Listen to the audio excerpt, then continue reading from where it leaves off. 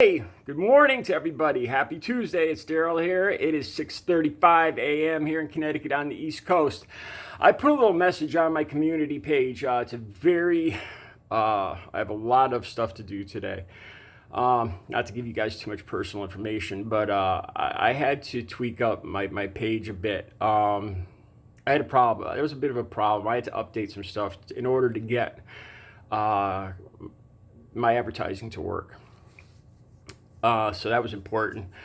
And I had a lot of emails going back and forth this morning, and it's all straightened out. And then I have to go update my x-rays today. My surgery got rescheduled, and my x-rays are out of date, so I have to go in and get checked all over, and that's just very shortly. Got to get my workout in. So, bottom line, I'm doing this video. I wasn't planning on doing it right now, but I'm gonna. I'm in the middle of doing sit-ups and crunches right now, but I'm taking a break, and I want to talk to you guys.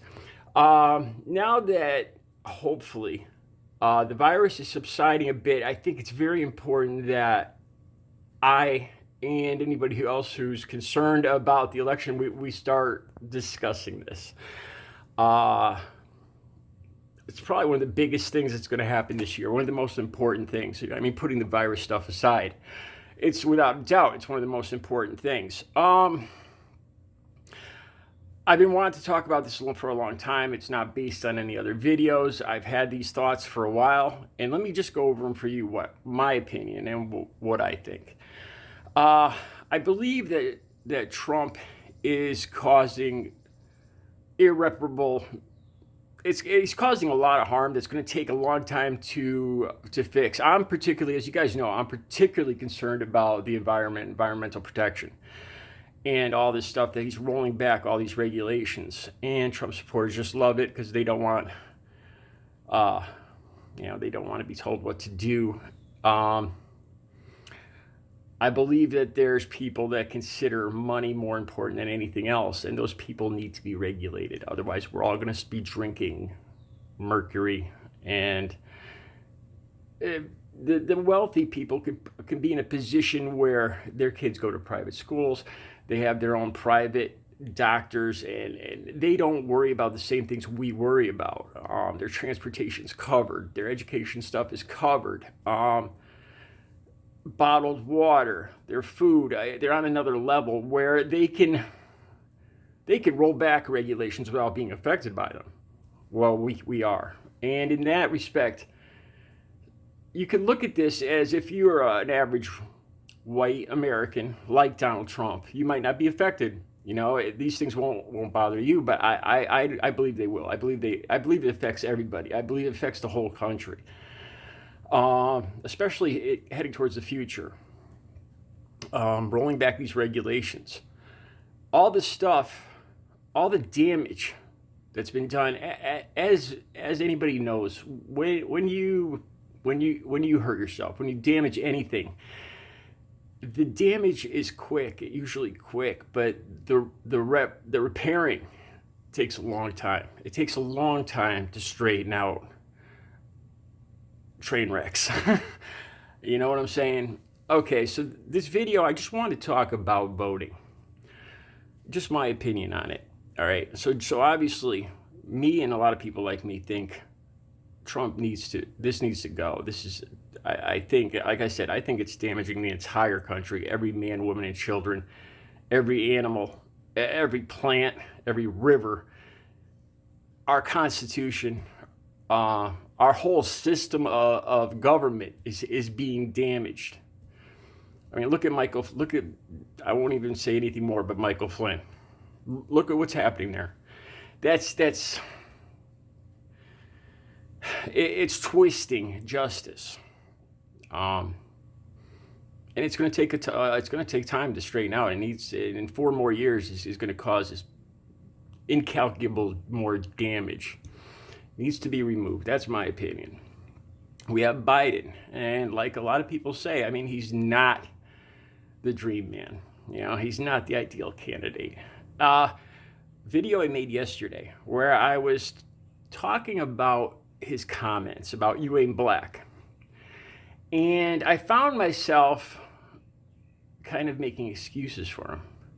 And all of a sudden I realized I sounded like a Trump supporter. And then I realized the parallels that he has to Trump.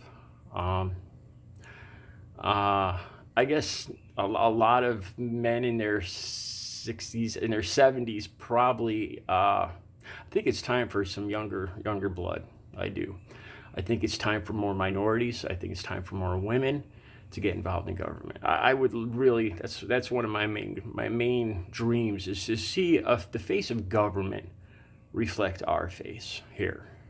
More Native Americans, more blacks, more Spanish Americans, without a doubt, more Asian Americans, more Muslims. So it accurately reflects who we are. That's the whole point of this government, is by the people, for the people, right? And when you look at any picture of Trump and his, you just see nothing but white faces, the same suits, the same ties, the same haircuts, the same everything. They're clones. And right now, they're all just kissing up. They're just yes men to Trump, lapdogs, whatever you want to call it. And it's an abomination. Really, our government. I feel like our government's turning into a nightmare. All right, so Biden. All right, so what's the other options? Don't vote. Don't vote at all, or vote for a third-party candidate. I'm going to be honest with you guys. I'm seriously considering third party, or Biden.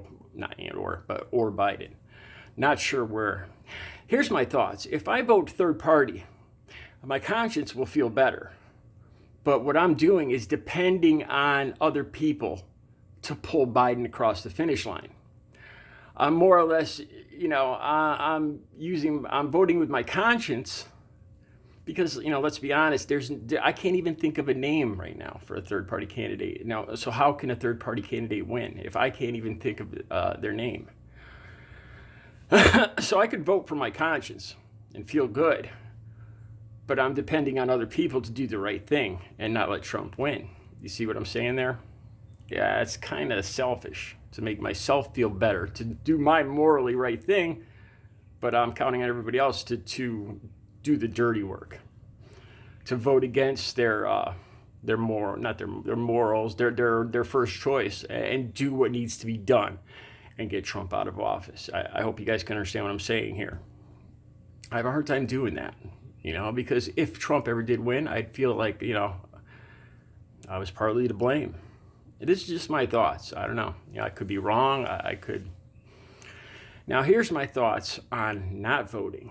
I understand. I understand and respect that ideology of taking such a personal investment in who you vote for, considering yourself responsible for that person, and that's admirable. That's a very high level of moral obligation. It really is. Here's my problem with it, though. If you don't vote, how does society, the world, the country, the people who watch the numbers, how do they know why you didn't vote? What I'm concerned with is it could appear that you just didn't care. So my point here is this is just a thought, but if you don't vote, I think you need to make it known why you didn't vote, and those people need to be counted. That way, it could affect change. Then there'll be a large number of people that say, "Look, I'm not voting because I'm lazy. I'm not voting. I didn't vote because I was hungover, because I just didn't give a rat's behind. I'm not voting because I am not going to pick between the lesser of two evils. I want a better choice. I don't want to be handed the same stuff." But I feel like we need to make that known, because how you say you don't vote that day, but then how all there is going to be is a number saying that you didn't vote. You and thousands of other people didn't vote, and over time, my fear is that it could be looked at like you're not taking your right to vote seriously, like you really care about it. You know what I'm saying? I'm not saying that's the situation at all, but people, a future president or future administration could twist it into something like that. Well, look, all these people didn't vote. They don't really care, so let's, and how we already have a problem with voter suppression. And I feel like if you don't vote, but you don't let it known why, if you don't make a big stink as to why you're not voting and let it be known why you're not voting and do it in groups so there's dissatisfaction. We're mad as hell and we're not taking this anymore. The system sucks and it's broken.